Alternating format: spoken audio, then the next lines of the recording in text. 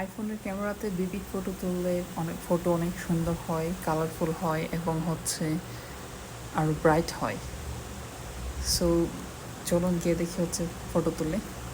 So basically যখন আমরা open করি ক্যামেরা তখন বাই ডিফল্টে অরিজিনাল ফটো থাকে, কিন্তু উপরে এর জন্যটা ক্লিক করে এই যে অলিম্পিকের মতো একটা চিহ্ন আছে, যদিও এটা অলিম্পিকের না, এটা আপনার ফটো ইফেক্টস চেঞ্জ করার জন্য সাইন।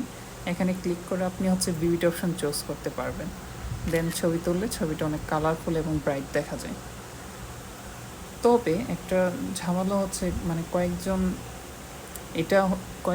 এরকম পছন্দ করে যে আমি যখনই ক্যামেরা ওপেন করে ছবি তুলবো সেটা ভিভিড অপশন হবে, ভিভিড অপশন ফটো তোলা যাবে। সো এরকমই অনেকে প্রবলেম পড়তে পারেন। সো এই প্রবলেমের একটা সমাধান আছে, সেটা আপনি সেটিং অপশনে যাওয়া লাগবে, দেন আপনার ক্যামেরা অপশনে যাওয়া লাগবে, দেন ফরম্যাটস না দেন আপনার প্রিজার্ভ সেটিংসে যাওয়া লাগবে। এখানে দেখুন কতগুলো সেটিংস আছে যেগুলো আপনার প্রিজার্ভ করে রাখে। লাইক আপনি এটা সেভাবে কাজ করে আপনি লাস্টবার আপনি যেই সেটিংসে আপনি ছবিটা তুলেছেন সেটা প্রিজার্ভ করে রাখে। ধরুন আপনি লাস্টবারে আপনি ভিভিড অপশন দ্বারা ছবিটা তুলে রেখেছেন, তো নতুন করে যখন আপনার ছবিটা তুলতে যাবেন, ক্যামেরা ওপেন করবেন, বাই ডিফল্টে ভিভিড অপশনই থাকবে, মানে সেই ইফেক্টসটা প্রিজার্ভ করে রাখবে।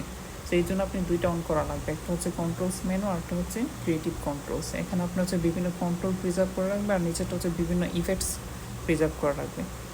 এখন ধরুন আপনি নতুন করে ক্যামেরা ওপেন করলেন, এই যে দেখছেন আপনার ভিভিড অপশন অটোমেটিকলি চলে আসছে, কারণ লাস্টবার আমরা ভিভিড অপশন দ্বারা ফটো তুলেছি। এখন আপনি যদি ফটো তুলতে চান, এই সবগুলো ফটোই কি ভিভিড অপশনে থাকবে। তারপর আপনি ভিতর থেকে ফিল্টার থেকে আপনি চেঞ্জ করতে পারবেন। সো এটাই আপনার আইফোনের ক্যামেরা দিয়ে বাই ডিফল্টে কীভাবে ভিভিড ফটো তোলা যায়।